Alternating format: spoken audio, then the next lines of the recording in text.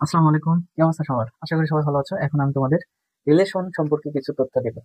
তো রিলেশন আবার ওই রিলেশন না, কিন্তু এই রিলেশন আমাদের সেট ও ফাংশন অধ্যায়ের 2.2 এর রিলেশন, অর্থাৎ অন্বয়ের সম্পর্কে কিছু ধারণা দেবে।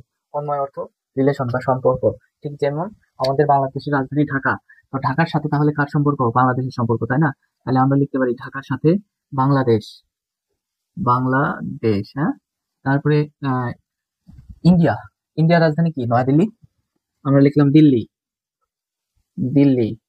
দিল্লির সাথে কার সম্পর্ক? ভারত। হ্যাঁ। আচ্ছা, ভারতের কথা মনে পড়লো, ভারতের কথা শুনে মনে পড়লো একটা বিষয়, সেটা হচ্ছে যেমন আমাদের নানি। আমাদের নানির নাম কি জানো? জাতীয় নানি, যে চলে গেছে শ্বশুর বাড়ি। হ্যাঁ, আমাদের জাতীয় নানি যে চলে গেছে শ্বশুর বাড়ি। তার শ্বশুর বাড়ি আমাদের পার্শ্ববর্তী দেশ নাকি? তো আমাদের নানির নাম লিখলাম। আর আমাদের নানার নাম কি জানো? নানার নাম সবাই মনে হয় জানে। নরেন্দ্র মো। আমরা সংক্ষেপে মো দিয়ে লিখি। তারপরের অংশ তোমরা জানো নাকি? নরেন্দ্র মো। তো আমরা জানি আমাদের নানির পাশে নানার নাম হবে নরেন্দ্র মো। তাহলে এটার যে সম্পর্ক, এই সম্পর্ক কি দ্বারা প্রকাশ করা হয় জানো? আর দ্বারা। সম্পর্ক কার দ্বারা প্রকাশ করা হয়? আর দ্বারা। অর্থাৎ অন্যয়, অন্যয়কে আর দ্বারা প্রকাশ করা হয়। আমরা লিখবো এইভাবে, যে ঢাকা, বাংলাদেশ। ঠিক আছে। তারপরে আমরা লিখতে পারি দিল্লি। তারপরে লিখতে পারি দিল্লির সাথে কি? ভারত। হ্যাঁ। তারপরে আবার লিখতে পারি আমাদের নানি হাসিনা। হাসিনা। হাসিনা। আর লিখতে পারি কি? নরেন্দ্র।